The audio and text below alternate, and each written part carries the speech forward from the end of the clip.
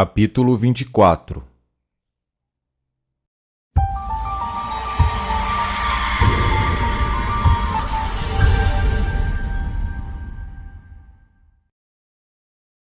Este é o capítulo 24, sua lição final deste curso. Se você tem praticado cada um dos exercícios alguns minutos todos os dias, segundo o sugerido, terá constatado que pode obter da vida exatamente o que deseja, e provavelmente concordará com o estudante que disse: o pensamento é tão contundente, tão extenso, tão disponível, tão definido, tão razoável e tão utilizável. O fruto deste conhecimento é como foi um presente dos deuses. É a verdade que torna os homens livres, não somente de toda a carência e limitação, mas também libera da dor e da preocupação. E é maravilhoso perceber que esta lei não faz acepção de pessoas, que isso não faz nenhuma diferença o que seu hábito de pensamento possa ser, o modo que foi preparado. Se você está inclinado a ser religioso, o maior mestre religioso que o mundo já conheceu tornou o caminho tão plano que todos podem segui-lo. Se sua tendência mental está voltada para a ciência física, a lei funciona com certeza matemática. Se você está inclinado a ser filosófico, Platão ou Emerson podem ser seus professores, porém, em qualquer caso, você pode alcançar os graus de poder aos quais é impossível designar qualquer limite. Uma compreensão deste princípio, eu acredito, é o segredo que os antigos alquimistas buscaram em vão, porque isso explica como o ouro na mente pode ser transmutado em ouro no coração e na mão. Quando os cientistas pela primeira vez puseram o Sol no centro do sistema solar e a Terra girando em torno deste, houve imensa surpresa e consternação. A ideia foi inteiramente tomada como falsa. Nada era mais certo que o movimento do Sol pelo céu, e qualquer pessoa poderia vê-lo descer por trás das colinas ocidentais e se afundar no mar. Os eruditos iraram-se, e os cientistas repudiaram a ideia como absurda, mas a evidência finalmente levou a convicção na mente de todos.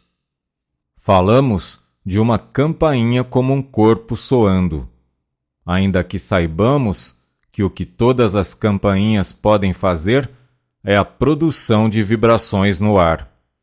Quando estas vibrações vêm à razão de 16 por segundo, elas fazem que o som seja ouvido na mente. É também possível que a mente ouça vibrações de até 38.000 vibrações por segundo. Quando o número aumenta muito além disso, tudo se torna silêncio outra vez. De modo que sabemos que o som não está na campainha, mas em nossa própria mente. Falamos e até mesmo pensamos no Sol como dando luz. Porém, sabemos que simplesmente ele está emitindo a energia que produz vibrações no éter à razão de 400 trilhões por segundo, causando o que chamam de ondas velozes, e o que chamamos de luz é simplesmente uma forma de energia e que a única luz que há ali é a sensação causada na mente pelos movimentos das ondas. Quando o número aumenta, a luz muda de cor. Cada mudança na cor é causada por vibrações mais curtas e mais rápidas, de modo que ainda que falemos da rosa que é vermelha, da erva que é verde, ou do céu que é azul, sabemos que as cores existem somente em nossa mente, e são as sensações experimentadas por nós como resultado das vibrações de ondas velozes. Quando as vibrações se reduzem a abaixo de 400 trilhões por segundo, não nos afetam, mas como luz, porém, experimentamos a sensação de calor. É evidente, portanto, que não podemos depender da evidência dos sentidos para nos informar a respeito da realidade das coisas. Se assim o fizermos, precisaremos crer que o Sol se move, que o mundo é plano em vez de redondo e que as estrelas são pedaços de luz em vez de enormes sóis. O panorama completo da teoria e a prática de qualquer sistema de metafísica consiste em saber a verdade concernente a si mesmo e o mundo no qual você vive. Em saber que para expressar harmonia, você deve pensar em harmonia. Para expressar saúde, você deve pensar em saúde. E para expressar abundância, você deve pensar em abundância. Para fazer isso, você precisa inverter a evidência dos sentidos. Quando você vier a saber que toda forma de doença, males, carência e limitação são simplesmente o resultado do pensamento incorreto, você terá encontrado a verdade que o tornará livre. Você verá que as montanhas podem ser removidas.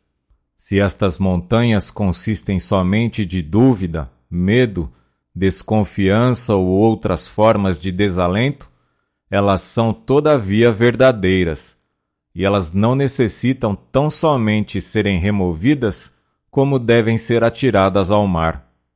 Seu verdadeiro trabalho consiste no convencimento por si mesmo da verdade destas declarações. Quando você tiver sucesso em fazer isso, não terá nenhuma dificuldade no pensamento da verdade. E como foi demonstrado, a verdade contém um princípio vital e se manifestará. Os que curam doenças pelos métodos mentais conheceram esta verdade. Eles a demonstram em suas vidas e nas vidas de outros diariamente. Sabem que a vida, a saúde e a abundância são onipresentes, preenchendo todo o espaço. E sabem que os que permitem manifestar a doença ou carência de qualquer espécie ainda não alcançaram o entendimento desta grande lei. Como todas as condições são criações do pensamento e, portanto, inteiramente mentais, a doença e a carência são condições simplesmente mentais, nas quais a pessoa não consegue perceber a verdade. Porém, tão logo o erro é removido, a condição é removida. O método para remover este erro é entrar no silêncio e conhecer a verdade. Como toda mente é uma mente, você pode fazer isso por si mesmo ou por qualquer outro. Se você aprendeu a formar as imagens mentais das condições desejadas, isso será o modo mais fácil e mais rápido de conseguir resultados. Senão, os resultados podem ser alcançados pela argumentação e pelo processo de convencimento de você mesmo da verdade da sua afirmação. Lembre-se que essa é uma das afirmações mais difíceis, assim como também mais maravilhosas para compreender. Recorde que não importa qual seja a dificuldade, não importa onde ela está, não importa quem é afetado, você mesmo não precisa fazer nada para se convencer da verdade que deseja ver manifestada. Isso é uma declaração científica exata, de acordo com cada sistema da metafísica existente, e nenhum resultado permanente pode ser obtido de outro modo. Toda forma de concentração, formando imagens mentais, palavras e autossugestões, são simplesmente os métodos que lhe permitem compreender a verdade. Se você deseja ajudar alguém a eliminar alguma forma de carência, limitação ou erro, o método correto não é pensar na pessoa a quem você deseja ajudar. A intenção de ajudá-la é inteiramente suficiente, pois esta lhe põe em contato mental com a pessoa. Então, expulse de sua própria mente qualquer crença de carência, limitação, doença, perigo, dificuldade ou qualquer coisa que possa existir. Tão logo você tenha sucesso fazendo isso, o resultado terá sido conseguido e a pessoa estará livre. Porém, lembre-se que o pensamento é criativo e, por conseguinte, sempre que você permite pensamentos em qualquer condição inarmônica, você deve compreender que tais condições são somente aparentes. Elas não são reais. Deve compreender que o espírito é a única realidade, e isso nunca pode ser menos que perfeito. Todo pensamento é uma forma de energia, uma frequência de vibração. Porém, um pensamento da verdade é a frequência mais alta de vibração conhecida e, portanto, destrói toda forma de erro exatamente do mesmo modo que a luz destrói a escuridão. Nenhuma forma de erro pode existir quando aparece a verdade, de modo que seu trabalho mental completo consiste em alcançar a compreensão da verdade. Isso lhe permitirá superar toda forma de carência, limitação ou qualquer espécie de doença. Não podemos conseguir nenhuma compreensão da verdade a partir do mundo exterior. O mundo exterior é somente relativo. A verdade é absoluta. Portanto, precisamos encontrá-la no mundo interior. Treine sua mente para ver somente a verdade e para expressar somente condições verdadeiras. Sua habilidade em fazer isso será uma indicação do progresso que está fazendo. A verdade absoluta é que o eu é perfeito e completo. O eu real é espiritual e pode, portanto, nunca ser menos que perfeito. Nunca pode ter qualquer carência, limitação ou doença. A verdade não é o resultado do treinamento lógico ou da experimentação, ou até mesmo da observação. Ela é o produto do desenvolvimento da consciência. Sua vida, suas ações e sua influência no mundo dependerão do grau de verdade que lhe permite perceber por que a verdade não se manifestará em credos, senão em condutas. A verdade se manifesta no caráter, e o caráter de um homem deveria ser a interpretação de sua religião, ou o que para o mesmo é verdade. Se um homem se queixa do fluxo de sua fortuna, ele é justamente injusto consigo mesmo, como se ele devesse negar a verdade racional, ainda que isso seja evidentemente suportado e irrefutável. Nosso ambiente e as inumeráveis circunstâncias e os acidentes de nossas vidas já existem na personalidade subconsciente que atrai a si mesma ao material mental e físico que é agradável à sua natureza. Assim, nosso futuro está sendo determinado por nosso presente, e se pudesse haver evidente injustiça em qualquer característica ou fase de nossa vida pessoal, precisamos buscar no interior a causa, tentar descobrir o fato mental que é responsável pela manifestação exterior. Esta é a verdade que o tornará livre. O conhecimento desta verdade lhe permitirá superar toda a dificuldade. As condições com as quais você se encontra no mundo exterior são invariavelmente o resultado das condições que obtém no mundo interior. Portanto, isso mostra com exatidão científica que, mantendo o ideal perfeito em sua mente, você pode produzir as condições ideais em seu ambiente. Se você vê somente o incompleto, o imperfeito, o relativo, o limitado, estas condições se manifestarão em sua vida. Porém, se você treina sua mente para ver e compreender o ego espiritual, o eu que é sempre perfeito, completo, harmonioso e saudável, somente serão manifestadas as condições de bem-estar. Como o pensamento é criativo, e a verdade é o pensamento mais alto e mais perfeito que qualquer pessoa pode pensar, é evidente em si que pensar a verdade é criar o que seja verdade, e é outra vez evidente que quando a verdade vem ao ser, o que é falso deixa de ser.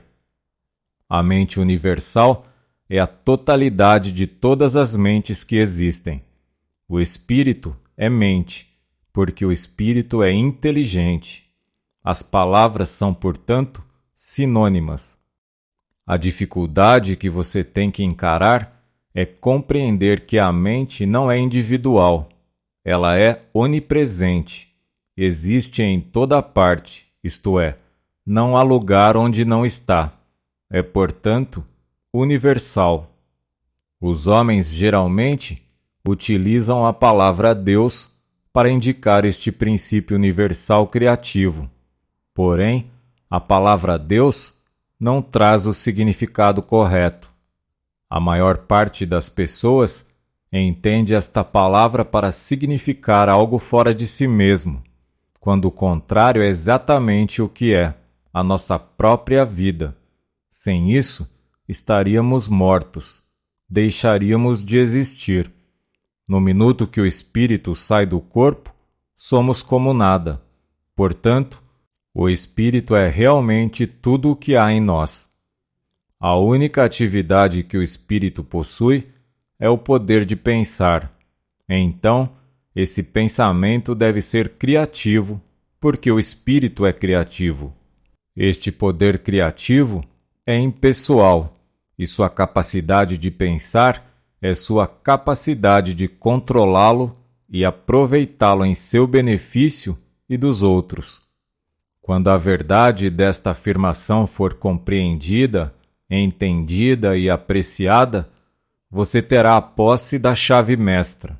Porém, lembre-se que somente os que são bastante sábios para entender, bastante claros para apreciar a evidência, bastante firmes para seguir seu próprio juízo e bastante fortes para fazer o sacrifício exigido, podem então compartilhá-lo.